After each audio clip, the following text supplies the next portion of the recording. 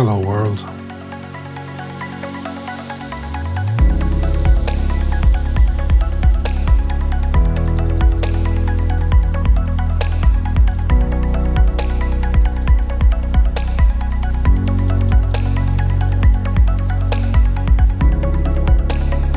None of these images are real. They're all created by an amazing community using a free and open source software called Blender, which started by this man, Ton Rosenthal. He was born on March 20, 1960 in Eindhoven, Netherlands.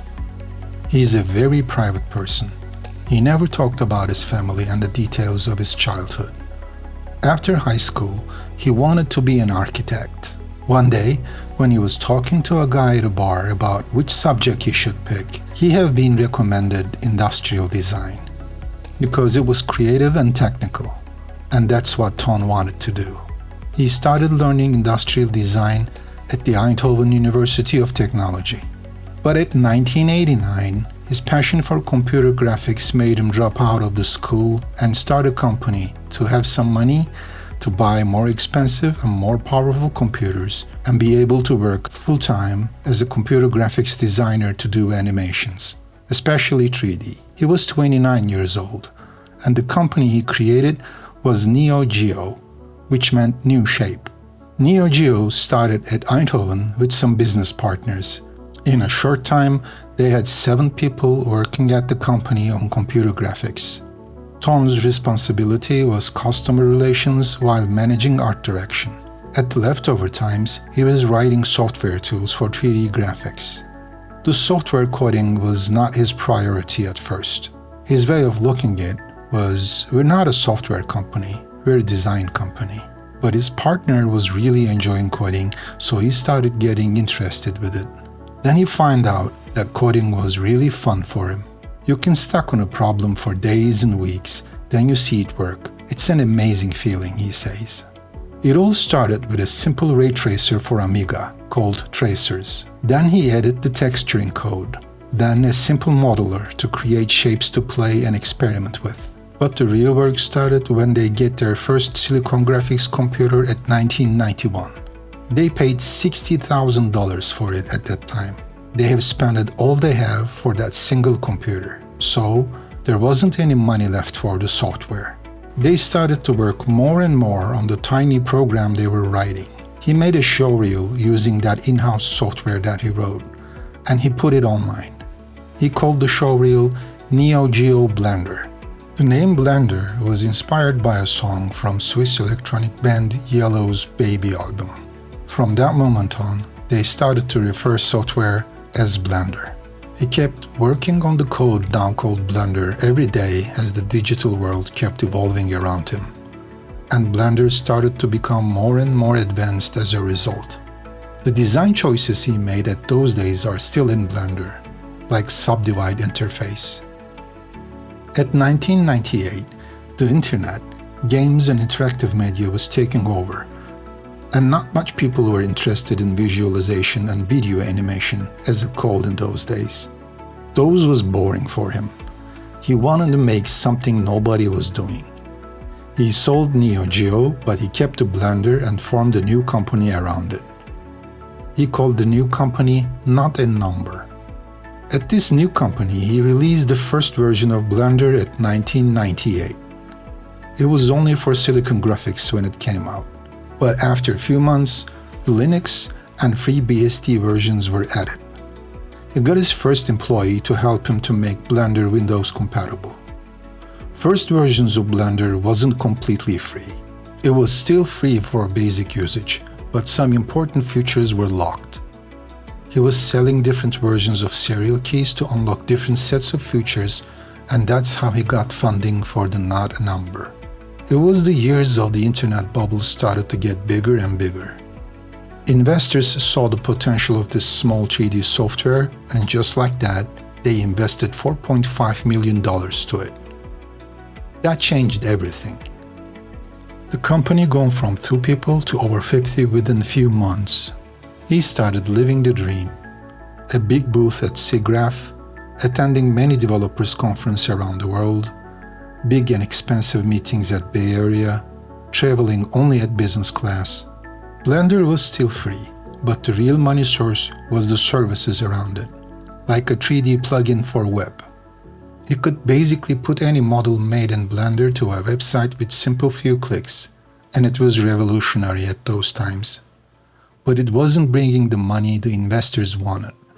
While Ton was going through the money he received, the internet bubble burst. The investors informed Ton that they want an out and they want it fast. That meant Blender was going to put in a drawer somewhere where it will be forgotten as one of the casualties of the internet bubble burst. When he started, he owned 100% of Blender, but those investors were pouring money in return of company shares, and when the music stopped, all he had left was barely 10% of Blender and nothing else. The Blender was his baby, his creation. He didn't want it to be forgotten under the ruins of the bubble burst. So he started to make a plan. First, he needed to convince the investors to sell it back to him.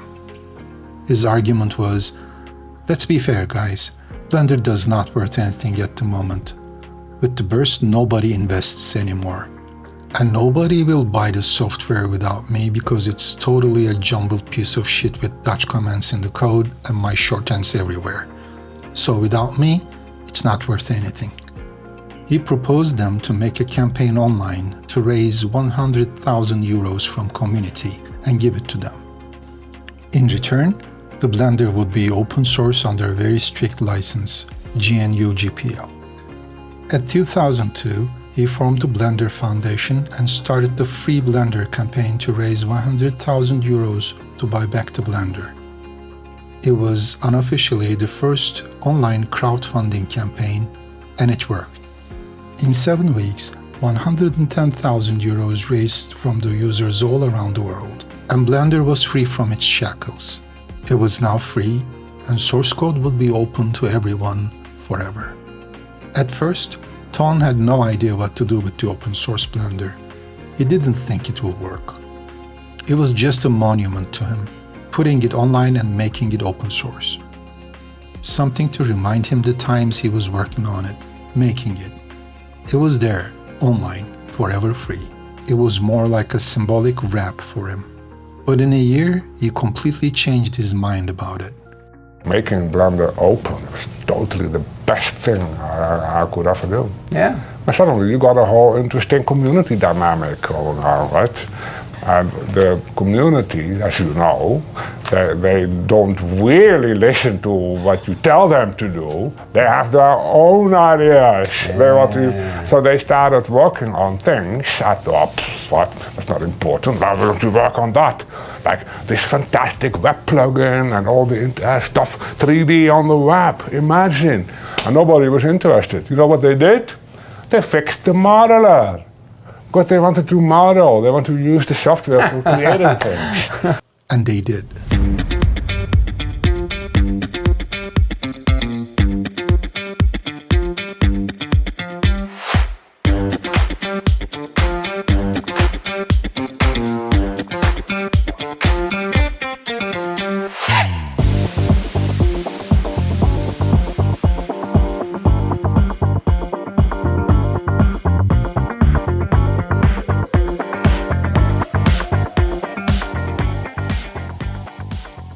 Blender is a rare piece of software that people and companies all around the world add something to it without expecting anything.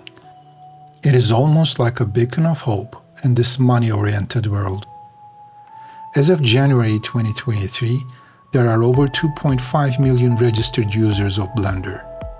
It is estimated that there are now over 14 million people who use Blender worldwide. There are over 100,000 active users of the Blender subreddit.